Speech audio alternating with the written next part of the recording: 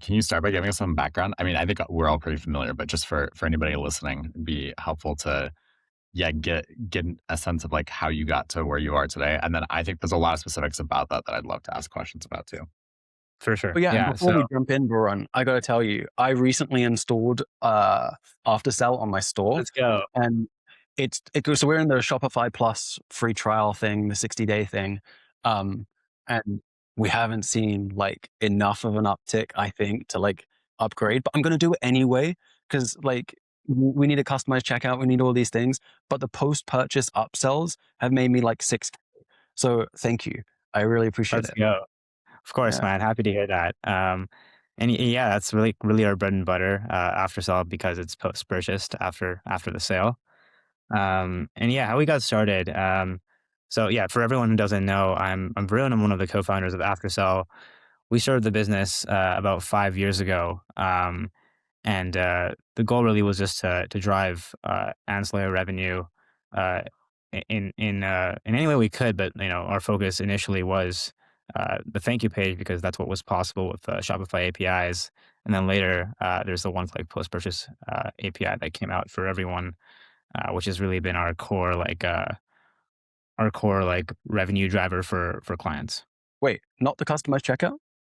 The customized checkout is actually even newer than our one-click upsell feature. That was like maybe, if I recall correctly, like 2.5, 3 years ago. But that definitely helps. But the main thing is that post-purchase, you have a full page, right? That occurs right after checkout, but before the order confirmation page. So there's this like dopamine hit that a lot of people have when they're checking out, that then if you offer a relevant product with some nice discount, great copy, things like that, you can really convert well, and you can convert like higher AOV than you might with the placement like in the cart or on the product page or other places. So that's really where we see the most revenue per visit. That's how we measure it. Do you have any stats, by the way, on like global take rate on that kind of stuff, like across your whole ecosystem? What percentage of people actually do it and at what price? So sorry, do you mean like what's the take rate on the offers for like customers, like shoppers on these offers? Yeah, like so post in that like interstitial between the checkout and the order confirmation page, like how many usually if you show 1 million of those offers, how many people are actually taking that, and what's like the typical AOV increase on that? So we get this question all the time. And to be honest, it's like a difficult question to answer. Like you can do an average of everything, but then you have to account for like all the stores that like basically didn't set it up at all, or like did a very basic setup. And then, you have to account for like what products they're selling as well, like what categories, what verticals, like it ranges dramatically. You can imagine if like, the upsell is like between 10 and $20 versus like 50 to $100, you're going to have dramatically different conversion rates, average AOVs lifted, things like that. What we tend to say is that a well set up offer can convert usually between like 5 to 15%. We've seen offers that convert like 30%. Those are probably the best offers. But yeah, I would say like if a store is doing like 8 to 12%, that's like really good. And usually like it takes some time to get there. Usually you have to iterate, you have to test. You have to test like all the combination of factors there are, because you can manipulate a lot of things. You can manipulate copy, of course, which is unlimited variations. But there's also like discount, if you want to have like a timer, if you want to have a progress bar or not. Is there free shipping or not? How does the layout look? There's lots of options. Is there a typical AOV increase that you're suggesting that people target, like 10%, 20%, something like that? Yeah, we say something like that. But yeah, again, like it really depends how they're doing it. You know what's funny? For my store right now, in our dashboards, our AOV is higher than our LTV right now. Our AOV is like $500. Our LTV is like $350 because our AOV has sharply gone up and our LTV hasn't. That's awesome. That's cool. I love to hear that, dude. Jack, what do you think that's telling you about your product, man? It's telling me that we should have set up post-purchase upsell a while ago, because we didn't even need Shopify Plus trial to set up post-purchase upsell, right? Like when we signed up for the Shopify Plus trial, I think it's like 60 days or something, the rep told us, hey, you can go with AfterSell or you can go with Rebuy. And I signed up to both. And I was like, Rebuy, oh, this doesn't feel good. But like AfterSell is really nice. Like the UI looks just like Shopify. It's easy. I got everything done in like an hour, right? The way I wanted it to be. So some people customize their checkout and they go really hell for leather and make the checkout really strange. And I think that like part of the benefit of being on Shopify is the recognizability of the checkout. That familiarity lets people feel comfortable with making that purchase. So I didn't want to remix it too much, but like we're not seeing anything, dude. We're not seeing any change on the checkout. We've only seen performance increase in post-purchase. On checkout, conversion rate's down because we have more traffic. Our total revenue is slightly down. Our discount code utilization. So I'm using one of your widgets, right? The text one that's like nice bright green to remind people what the discount code is so they don't back out to go and like find the discount code again, right? So I thought maybe discount code utilization is up 80% versus 81%. Basically hasn't changed. So I can't find like something in that regard that is, move the needle for us. But I'm not executing well. I set up in an hour and I let it go. But post-purchase, we made like 6K. I'll take a look afterwards. Like, no, seriously, like, I love if you send me like your story or all, like, I'll take a look and see what we can do. Yeah. Wait, Varun, I have a question for you. But Jack, I want to do something that I think could be fun for anybody who happens to listen to this on a recurring basis. But Varun, my question for you is, what led you to this? And this is always my question when I talk to a founder in like the e-com SaaS space. Why did you decide to build an e-com SaaS? Like of all of the categories that you could have built in?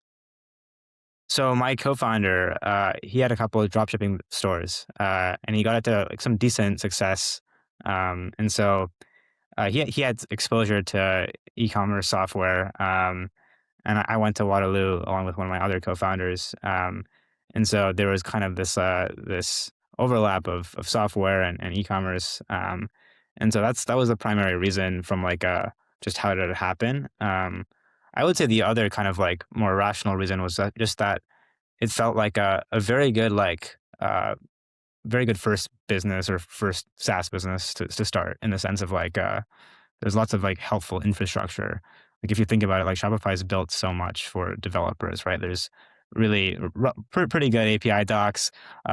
There's like lots of billing stuff that's already been built out, and you can get distribution in the beginning pretty quickly with the Shopify App Store. So I think in that way, it's a very helpful support to have for your first software business. Did you think about that as you thought about like the engagement with ROKT? Like how did the engagement with ROKT come about? And as you thought about like, hey, my first business, seems like I want to start it here. Seems like it's a great place to set up the business. And then ROKT comes along. You can tell us how the story actually happens, but like something to the effect of ROKT comes along and you're like, hey, given what I wanted to accomplish with this business, this seems like the right outcome. Help us understand how you thought about the outcome sets, and then, how you thought about the ROKT engagement and then the acquisition. Yeah. It's a pretty interesting story in a couple different ways. So maybe like if we go all the way back to how we first heard about ROKT. We actually had, so we were in college when we were building AfterSell, like I mentioned, and we had this like startup incubator accelerator type program. It's called Year Zero Labs, that like Waterloo offered. And we weren't like particularly looking to join one or anything like that, but it seemed fine and it seemed interesting, and they also like had like a stipend as part of joining that they offered. So we're like, why not? Like let's do it.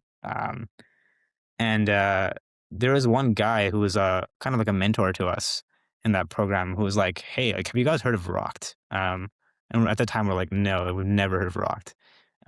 He was like, this is like a way bigger version of you guys. And we're like, wait, how have we not heard of this company? And then we got a sense that the idea that we had grasped upon for upsells, post-purchase, first party was great, and does really well. But there was this whole like more enterprise world that was really starting to do third-party offers on the post-purchase page, which is what is ROKT's core business. And so that was the first introduction, and they kind of like opened our eyes to what was possible. And actually, like we tried to build like our own version of ROKT at first. I wouldn't even call it that, but it was like a test of like, can we also show third-party offers post-purchase? And so we only had one advertiser at the time, which we got through through a relationship with our mentor. So we were showing offers from Capital One Shopping. And as you might imagine, like if there's only one advertiser, when you're trying to go and get your clients to adopt this, it was pretty difficult. And so didn't really go anywhere. That kind of thing. We called it the AfterSell network. It didn't really go anywhere, but it was like a cool test. And it was also like a part of what we used to kind of join ROKT in the sense of like we showed them that we actually tried this and it showed promise. And they actually had their own like Shopify business at the time as well, so they understood the promise of it. But yeah, that was kind of like the initial kind of inkling that this could be a great company to join or work with in the future. And then if we fast forward a couple of years, like I think we had some really great growth, and we had lots of inbound interest from potential acquirers. And so we started like really thinking like, from like a personal and professional level, like where do we want to take the business? And we started looking around for like who could be the right home for AfterSell in the long term. And ROKT really was like the best fit. I mean, definitely in retrospect, I don't think there would have been any better option. And I think the core thing was just like the product synergies are just so clear, right? Like it's literally post-purchase third-party offers instead of first-party offers. When you said personal and professional, like I guess what I'm most curious about is how do you think about that question? Like, how do you think about what is the right outcome for you in that context? So like ignore AfterSell for a second. It could be like, Zigbee business or whatever it is, you know what I mean? Like anything. Like, how did you think about that for yourself? Yeah. So at the time, I mean, we were like pretty much right out of college, and we wanted to get some initial chips off the table and have like a sense of financial security, if you will. So that was definitely a big part of it personally. And I think. Sorry, can I ask a question? Sure. Which may be like a pretty personal question, but why were you worried about financial security at 22? Jeremiah, man, come on. Isn't it a reasonable question? No, it's totally a reasonable question. I'm just thinking about myself at 22 versus, I'm 35. Myself at 35. Very different way of thinking about things. Yeah. I mean, to be honest, like, I think we all had like slightly different mindsets. I think for me, it was like, it did feel like AfterSell wasn't going to be a business that I would build for like a decade, right? It just didn't seem like it had that kind of potential by itself. And so I knew that at some point there would be some sort of exit. As probably most founders in that kind of situation think, like there's a couple options. You could obviously sell the business. You could try to hire CEO or like hire like operators to run it. And it seemed like it would probably be best to exit. I think financial security was less of a worry, but more of just like this would be cool. Like this would allow freedom and optionality. I think that's actually the very useful insight, because we like talk to a bunch of people on this podcast, and I think like a useful thing to a potential future founder or current founder is just be clear-minded about what you're trying to do. Yeah. And if like $1 million is cool, then just get $1 million. You know what I mean? Like just do the thing. and don't like go out and raise $40 million. Like, just build a business and sell it for $1 million. I agree. Right? And that's awesome. Like, there's nothing wrong with like we live in a capitalistic society. No problem. Like, do that and then do the next thing. You know what I mean? Like, and then go do the next thing and then go do the next thing. And then, life is long and getting longer. You know what I mean? If you bank $1 million at 22, that's your retirement, as long as you don't touch it, right? Like you're good. You don't really need to. I guess it depends on what kind of level you want to live at, but that's worth tens of millions when you're 75 if you play that right. So there's like, yeah, I think that's really interesting. And I think one thing you said too, talking about like building this for 10 years, I've got some ideas around why I would maybe feel similarly to you. But I'm curious, like, what if you can get into some specifics about why this wasn't something you thought you were going to build for the next 10 years. Jeremiah, sorry. Varun, I want you to answer that question, but Jeremiah, I'm going to do some math because I think it's super underappreciated what $1 million at 22 means, given how long life is. Yes, $1 million at 22, at 92 is $1 billion. Okay. You're talking about, okay, what, like 10% annual, or what's the number on that? 13, 12 to 13, doubles every 7 years, 7, 10, you do 10 doubles. Yeah. Compounding is real. $1 million at 22 is you're in Miami having a great time, and $1 million is 200,000 by 23, right? Yeah, don't get me wrong, like, yeah, for sure. Yeah, or you just don't be stupid, put it in the S&P and wait till you're 92 and now your family is a billionaire family. Like, right. I think like this is like I think like these things are not to be underappreciated. Now, if you want to go buy a Maserati and like lose 70% of the value driving off the lot, dude, do what you got to do. You know what I mean? But a lot of us are going to be healthy at 92. Yeah.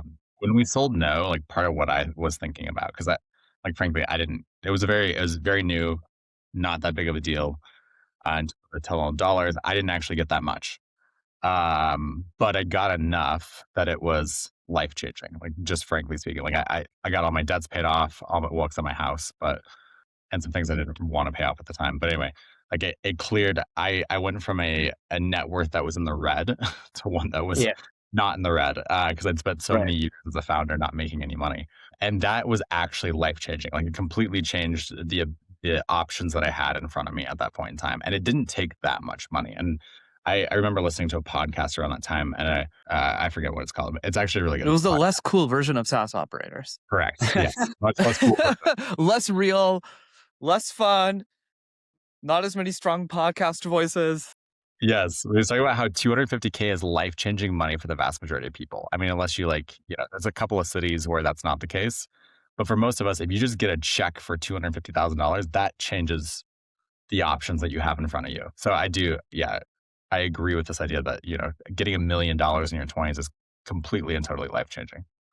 I'm not sure if I told you guys much about after I sold my first brand, but I was like super broke when I first started my first brand. I was like minus 2,000 in my overdraft. In UK, there's like 0% overdraft for university students.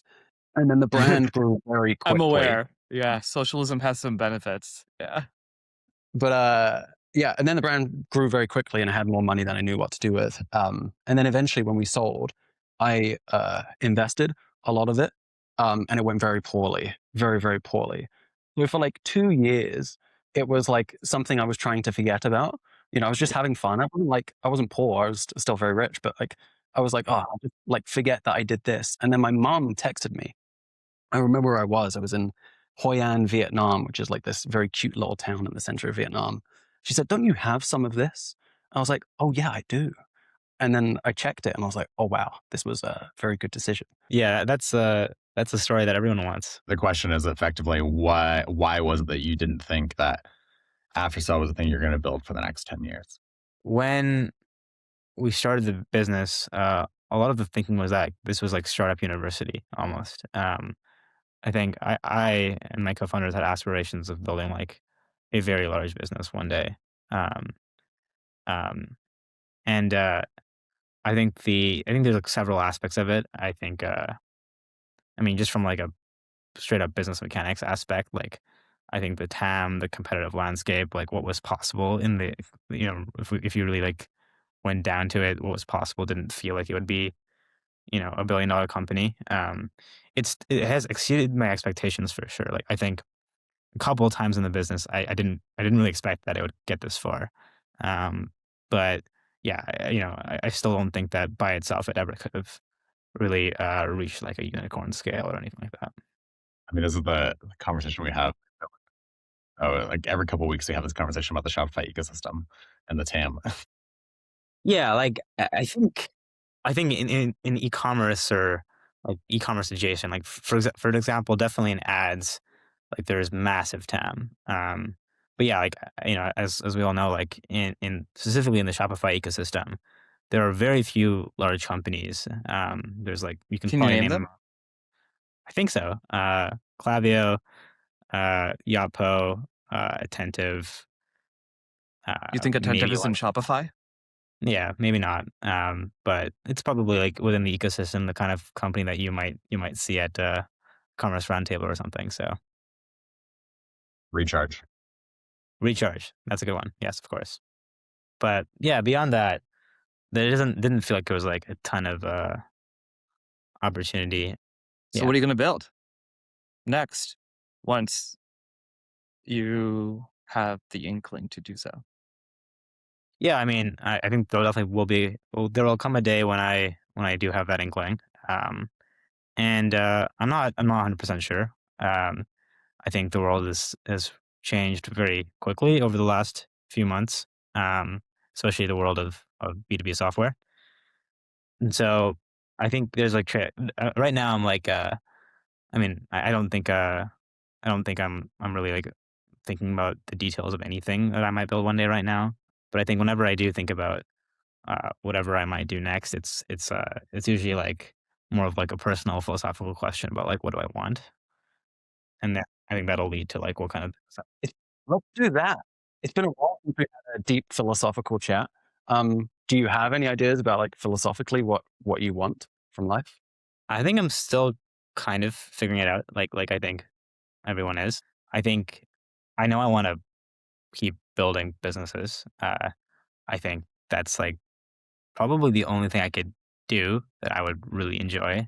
Um, uh, you can't ever disprove that, but I'm pretty sure like this is my thing. So I think I I want mean, to. there's nothing wrong with wanting to vest.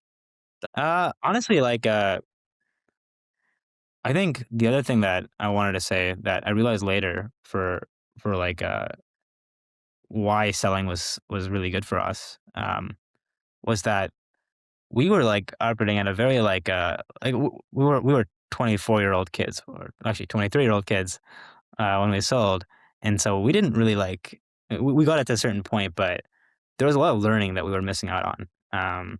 And joining ROKT, you get to see how a much larger company operates, a much larger company that has grown really really well over the last 12, 13 years.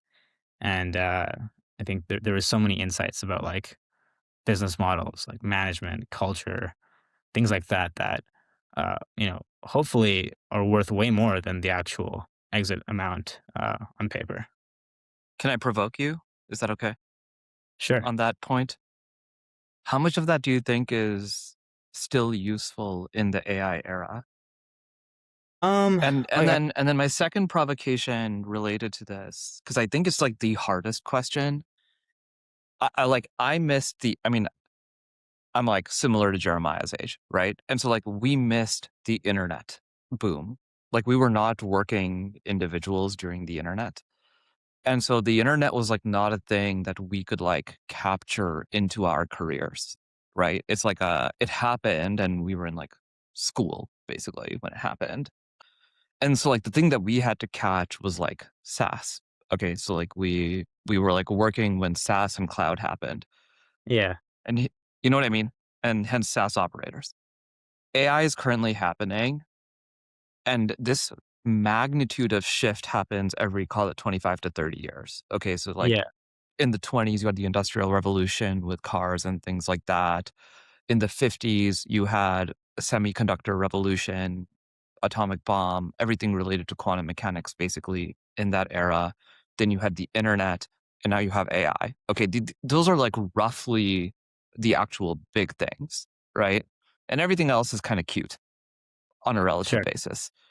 And so attached to the other question, what I'm really wondering is like, while this is happening, like there are all these stories, like Elon left grad school, like this person left this thing, what do you think for you is the right way to be in the mix, given that this is happening right now? I can tell you for me, if I were not building a company right now, I would feel like, man, I'm going to be 75 or 80 the next time this happens. And that's too risky for me. Like, I think I'll be healthy, but what if I'm not? And then I can't take advantage of that next like massive wave. Like, how do you interact with that? Yeah. So that's a lot. Let me try to go through it. Maybe to your last point, for what it's worth, it feels like things are accelerating. So I mean, if you think about like the last couple, information technology waves, like you said, AI, but also before that, cloud, mobile, internet. That was all like still in the last 25 years. So I think maybe, hopefully, I'm definitely hoping that there's more waves to ride before we get all unable to ride them. But so that's one thing. To ask your question about like or to answer your question about like what to build in this AI era, like I don't think anyone has the answer, but if I were to try to answer, I think like you have to just look at like what modes are still there. Or like for example, I think a network mode is something that's still valuable. That seems like something that will not evaporate that easily. I think like potentially regulatory or like deep trust modes are also still a thing. Yeah. I also think like one of the things that's interesting, you talked about getting into a bigger company. I do think there's a difference in the way a startup operates versus a business that's been established for a while. And I do think that regardless of the wave of technology, Yeah. one skill that is really important is understanding how to run a business. And it's like 100%. that change it, like the inputs of that change. But over time, the thing that's always stayed constant is that the value your customer receives has to be greater than what they pay for it, and and what they pay for it has to be greater than your cost to deliver it. And that's actually far harder to do than most people realize. Like that very simple equation is actually a really difficult thing that I think takes a lot of practice to do well. And the better Yeah. the better you can actually take advantage of any given wave. So I think that's one thing. This is operators. That's ultimately Yeah. like learning how to be an operator is a different skill set from starting something from scratch. So I do think that's something that's transferable for thousands of years. That's been the case. I agree. And yeah, I guess that was the other part of the question that I was thinking about answering here. It was just to paint the picture, before the acquisition, I was never like a multi-level manager. Like I just managed ICs. Before the acquisition, we had no like values or like culture as a team. We had no like performance review processes. These are just the people side, right? Let alone like the commercial side that I learned so far and like so many other facets of running a business. So from that perspective, it was like a huge step up and very valuable. Okay, I'm going to ask another question on this particular perspective. I am unlearning those things for what it's worth. So I started this company after being a leader of like hundreds of people at a previous company called LiveRamp. Okay, so like before I started this, I was an executive at a company Yeah, called I know LiveRamp. It was LiveRamp. like We work with them as okay. well. Yeah. Yeah, exactly. Yeah. So, and like I did all the stuff, I learned what is like good management and good leadership. And I'm not sure any of those things are true anymore. And I spent a lot of time learning how to be a good manager and in like the traditional way of thinking about what a good manager is. It's like you have very high retention and people like are very happy and fulfilled and like all of this stuff. And this is my sound very provocative, but I think that those systems were designed for an era where the speed that the outside world changed was slow enough that you could afford information inside of your organization to flow at a certain rate. Okay, so let me give you a very simple example of a management principle that I think is highly provocative to interact with. It has been said for decades that you should give criticism in private and praise in public. Okay, Yeah. very simple management principle, true for decades. What have we all heard Jensen does? That he Yes. criticizes in public. What have you heard Elon does? That he criticizes in public. Okay, let's take this very simple principle, right? I'm like, this is like nothing sophisticated, very simple. And ask why this principle was useful potentially for 60 years. It was useful because you could afford to wait until you had time to discuss in private with someone what the error was or what the information they were not considering was, and then give them that feedback in private so that way they understood it. And then they didn't suffer from embarrassment or shame or all of the negative consequences of receiving that feedback in public. And so there's an information transfer rate assumption that is being made in that management principle being the correct one, which can only hold true if the outside world is changing at a certain rate. So like I can quote unquote hold my goals true, which we've talked about this in previous podcasts. I can like hold my goals true for a long period of time. And therefore I can give you feedback on our way to like hitting that goal over that long period of time. So the setup is now all of those things are moving way faster, including the information transfer rate, because with something as simple as I can connect Claude to Slack and just get context on what everybody is up to, including my peers. So like I'm an IC on the engineering team. I can just ask Claude like, hey, what has Varun been up to? And it's like, he hasn't been doing shit. And I can just know that. How do you manage in that context, and do all of those principles still apply? Yeah. So my perspective on this is like separating like if you just let's take another example, like what you learn at school. A lot of what you learn at school are like facts and like just like historical things, or like I don't know, like laws or rules in math and things like that, right? That's one thing that you learn, but you also learn like how to learn. You Totally. also learn like like how to think. And I think in business it's similar. Like there's like these like heuristics that you learn, like the one that you mentioned about criticizing in private and celebrating in public. But then like on the meta level, you also learn like judgment of like when to apply those heuristics and when not to. Like for example, I in my personal experience, I still like to apply it for people who are like new to the business or potentially more junior and maybe have like less thick skin. Versus like like someone more senior or someone where like something where like it feels like there's a sense of psychological safety and like a real like urgency. Then like it's more okay to criticize in public. Is like that's kind of like that's kind of like I think the difference where like at ROKT I've learned like how to do business better as opposed to like there's specific things as well, like specific heuristics and like, rules of thumb, but like the meta is still like how to do business better. And I think like Jeremiah said, like that is still applicable for whatever's next. Yeah, even if it were to be in an entirely different vertical or industry, I think a lot of the core will be the same. Like the meta will be the same. Question, Shab, for you. Are you doing that, criticizing in public? That's one question I have. Like, I mean, like criticizing is like maybe strong, but like, I will like in like a group text be like, hey, like, can we change this? Can we change that? Right. Yeah, Like, things like that, as opposed to like, let me separately DM this person.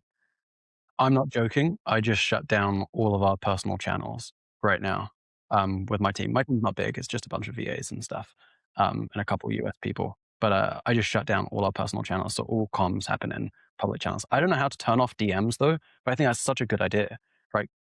Kill that silo of information just in one area. Just don't respond to them. I'm already doing that. But that's literally what I do. Interesting. Yeah. So Jeremiah, to answer your question, I don't respond to DMs. I feel like a lot of this as well is like AfterSell is a part of a larger company.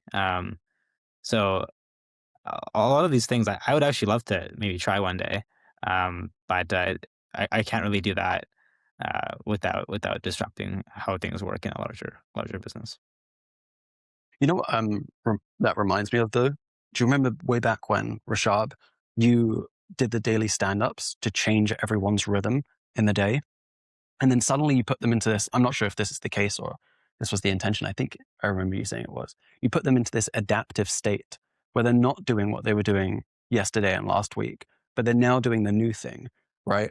I love this idea of having all comms in public channels, because then other people learn from the criticisms that you give, and you're not just siloing that for the purpose of, I don't know, people's feelings. There's no emotion in constructive feedback, right? It's just, let's do this right?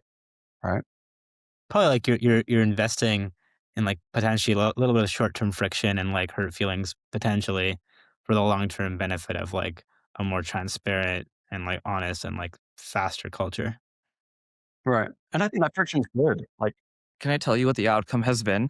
I can just tell you guys what the outcome has been of doing this. The outcome has been the highest performers raise their hand and say, let me do it. That's the outcome.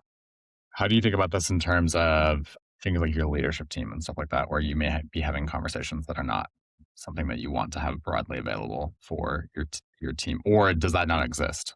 If you have to talk about, I don't know, funding round that you're raising, or if you need to do layoffs or something like that, are you going to have that conversation in public channels, or are you going to separate those kinds of conversations out? Okay, I understand. Got it. So there are two things that are still true. Like, I will never do anything unethical. So if I am talking, Jeremiah, about you and it affects you personally, it is unethical for me to tell Varun that if I don't tell you that, unless Varun needs to know because he is involved with HR for some reason. So like, I mean, you still have to, I think this goes to Varun's point around like, and your point around, there are baseline things that need to be true that you have to like, you don't want to breach ethics. You don't want to breach legality. You don't want to, there's a bunch of things you don't want to breach. But past that, you want to question everything and shift everything to candidly optimize for speed, given how fast the market is moving.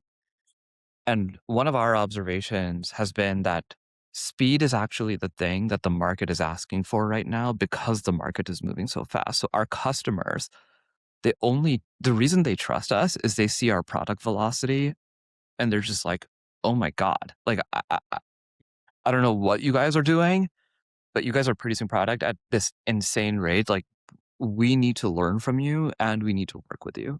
And you don't get that if you create layers, basically. Yeah, and that's fair. Yeah. So that's like roughly how it plays out. And by the way, when I say everything is in a channel, like, it does not mean like, in the Slack thing, like selection of public and private. There are private channels. I just don't respond to DMs. So like, if Jeremiah, you message me, I will not reply, because actually it's like breeding ground for politics inside of an organization when you have DMs, and especially to the CEO, which I am sure you have to like deal with this, where it's like people will message you one-off things about other people. I can't allow for that, basically. Yeah. That's actually interesting. I actually don't get that.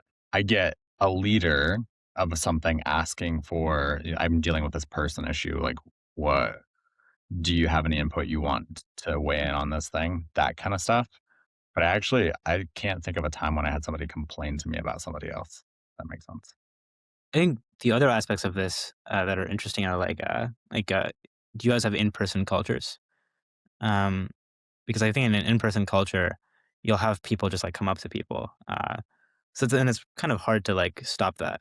And then also like, I have a lot of my team members on like text on iMessage or other things like that. And I'm sure other people do too. So like, it's hard to prevent that piece. Don't take the meeting in a room. Take the meeting outside. Like literally, we have an in-person culture. I mean, I'm recording right now, so I'm sitting in a conference room. I literally, if someone wants to talk to me, I say I don't go to conference rooms. Yeah, interesting. It's the same thing. That's fair. That's Right, to clarify, you're talking to them in a place where other people can hear. That's the yep. I guess it makes sense for you, but like, are you trying to disseminate this across like your leadership team as well and like the whole company? And like, how's that going? I'm curious. Mixed. Like I am more comfortable with confrontation and uncomfortable situations than the average person, right? Would have never guessed that. I think if you're able to separate the emotion, it gets so easy. It gets so easy. We're talking about work here. This isn't about anything personal. No one's raising their voice. If you're like civilized person, right, it becomes very easy to have frictionful conversations because both people are aware, hopefully, that the goal is to do the work properly, is to make things better, not to hurt each other emotionally or whatever it is, right? Correct. It's so Correct. interesting though, because because I completely agree. This is something I've been working on a lot over the last couple of years in particular, is just trying to have like really honest conversations with people. But that's not my default. That's not the way I was raised, probably is what it comes down to. Like you don't and so you have to fight against that default nature. And I think a lot of people, in fact, I would say most people, start from this place of like, I don't want to offend anybody. And so then if that's the nature, or nature may not be the right word, but like that's the default kind of training you have, then you have to like really work to get outside that. And I think that's a hard ask for most people. I think there's like a Frank Slootman quote about like one of the main things we have to do as a CEO or executive is just like confront people. Hopefully like in ways that are effective, but you just have to tell them sometimes that like, no, this is like not okay, or this is not how we want to do things. And yeah, it's part of the job. Can I give you guys one useful anecdote or one useful observation? Is I've done this for a long time, and it's led to like me having to fire friends and things like that. In almost every case, even when I've had to fire someone or let someone go or whatever it is, uh, or like 70% of cases, it's like they still keep in touch with me as an advisor to them in their careers. And of those who do, they do actually end up getting a lot of value out of that frankness of that conversation that happened at a certain point in time that was like not comfortable in that point in time, but led to massive success afterward. Some of whom you could, I mean, if you did a lot of work, you could figure it out, but they now have their own businesses, and I've like helped them get their first, whatever, X number of customers, and they're now founders on their own right. And it just Yeah. happened to be the case that it was not a fit for us, right? And I think it's like what people perceive as like this is like bad. Those are some of my best relationships. Yeah, I think we've had similar experiences where um, someone in their in role X is not doing great, but then you just move them to role Y, and like holy shit, you're like, wow, this person's doing phenomenal. And it's interesting where there's a lot of like, I think there's a lot of like manager employee fit things that you have to consider. There's a lot of like, obviously what their actual job is. So many aspects. Ron, I've been dying to ask you since we started this call, and actually since we first started chatting and asked if you wanted to come on. One of the things that I try to ask people, and not everyone has it like, I guess, up their sleeve, just ready to go. But like, what are you thinking a lot about right now? What do you think is significant? What is like taking up a lot of your time, and you think is probably worth other people thinking about maybe a little bit too, right? Because it's somewhat transferable. Well, to be honest, I think a lot of people are thinking about AI, myself included. So that's like the most kind of that's the answer that comes to my mind first. Happy to go into that, but maybe like something a bit different that I'm thinking about uh, is more like how do we want to like keep innovating as a business? I think we're in a unique situation where like we've kind of we've become like arguably the market leader in this space. And we are like becoming the incumbents. And I think a lot of like the actual innovation that we have to do now is like very much like pure creativity. There's no one else to look to. So like, yeah, how do we get better conversion rates on our upsells when we already have like we already have everything you can do that Shopify allows.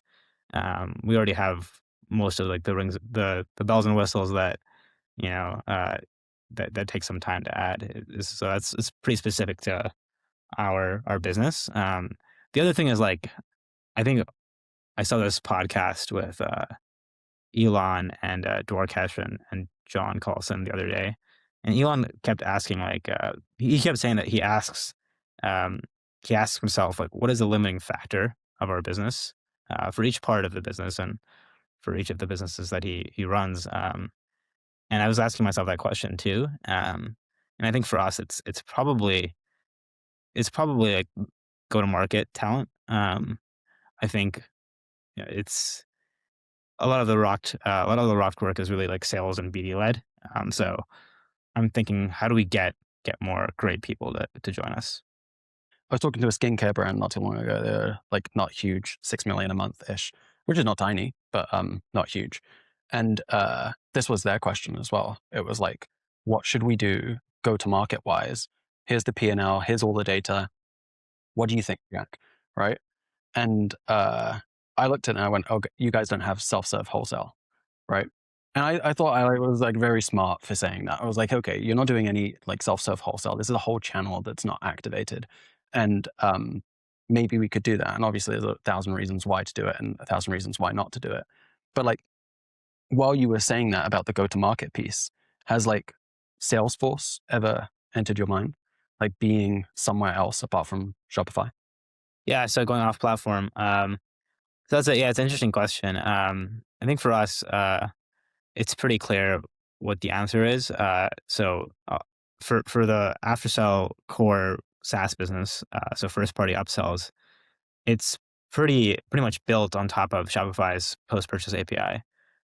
So to take it to another platform means we have to work directly with that platform and like do a lot of like core infrastructure product building to make it actually happen. We've explored this before with some partners, and it seems like it's not worth it generally, or like maybe for Salesforce Commerce Cloud the potential could be there, but we haven't really found it like of all the things we could do, the thing that we should do. And I think the other thing there, Shopify doing something right, hey? yeah, Shopify is doing something right, and like that's also just like the tide has already shifted towards Shopify investing in shrinking channels or shrinking alternatives. Seems like maybe not the best thing to do from that perspective. The other part of the business, our ROKT Thanks aspect of the business, we actually run a couple accounts that were previously run by other parts of the ROKT business. We kind of have like the full SMB business under our leadership, and so those accounts are like off Shopify. And we have a bunch that are like on Magento custom carts. Like we even have accounts that we manage that are like not retail. They're like movie theaters or like some other things. So from that perspective, we're already off Shopify. Adobe's looking for a new CEO, man. What's that? I said Adobe's looking for a new CEO. Maybe it's time. I'm just kidding. That was too soon. Does not sound like a business I want to run. It's tough right now for them, I'm sure. Do you think that do you think the next business you would build would be serving SMB? Or given that you've now seen across SMB and enterprise, let me take a big step back. Let's just pretend the world is like consumer, prosumer, SMB, and enterprise. Given what you've observed in the next business that you build, where do you think you are currently leaning? Which is like, who knows what ends up happening in reality, but where would you currently lean? Yeah, currently I would lean similar to what we did for AfterSell, probably more enterprise though, like a bit more enterprise. But like I think the really enterprise deals are just like slogs with like super long sales cycles and who said that? that's the craziest thing I've heard. that's the experience so far in our business. But I mean, like Fortune 500. Maybe we should define what truly enterprise is in that context, because I mean, those are the kinds of clients that ROKT has, and those are like many months, multi-year deals sometimes. Yeah, but and that Sierra's been around for 2 years, and they sell to the Fortune 500, and their sales cycles are under 2 quarters. This is a ROKT problem. This is not an enterprise problem. I'll give you the number of our go-to-market leadership. You can text them and let them know. Sorry, I'm observing. I'm not criticizing. I'm just observing. No, I know. Yeah. Yeah, like I'm talking about sales cycles and quarters sounds miserable to me. Like the fact that quarters is the unit of measurement. I want out. yeah. So I think like that extreme end. If there's a way to like make it shorter, like you're saying, Rashad, like that's great. Then that would definitely make me more interested. But right now it's Dude, life is simple. Hire the ex-CTO of Facebook, ex-CEO of Salesforce to be your salesperson. Which is why I'm saying it's not a criticism. I'm just saying like it's helpful to like question it's helpful to know what's possible. Assumptions. Yeah, exactly. No, it's totally like I will look into that after this call. That is interesting. But yeah, like something I think a bit more enterprise than AfterSell will be the sweet spot. I think something like hopefully like again, and this is like if I choose like the practical, like let me build again a business that is probably decent odds of success given my past experience, that kind of thing. I think I would go a bit more like enterprisey, but still like not stray too far from the kinds of relationships and network and core business I've built. I think there's a whole other world of like doing something completely different, but I still I don't know, and honestly, this is still something that like I don't have the time to think about right now. I'm still pretty heads down operational. Dude, this has been amazing. Yeah, it's been awesome. Yeah, really fun to learn. Yeah, I will share. You're way more introspective than the average executive because separating this like thing of like what do you learn, what do you unlearn, how do you learn it is I don't think everyone is there yet on like what is just a heuristic that you can take for granted and what is a heuristic that you should not take for granted. And I say that on firsthand observations of myself, like I catch myself saying stupid things all the time, like friends. It's not easy right now because things are changing very fast. Yeah. I was just gonna say thank you for giving me the opportunity to introspect because like I actually don't think I'm that introspective. I feel like day to day I'm just like doing shit. But hopping on this call with you guys are asking me some great questions that are really making me think. So yeah, I appreciate the time, guys. All right, cool. Well, thank you. It was great to chat. Awesome. Thanks, Thanks, guys. y'all. Bye. Take care.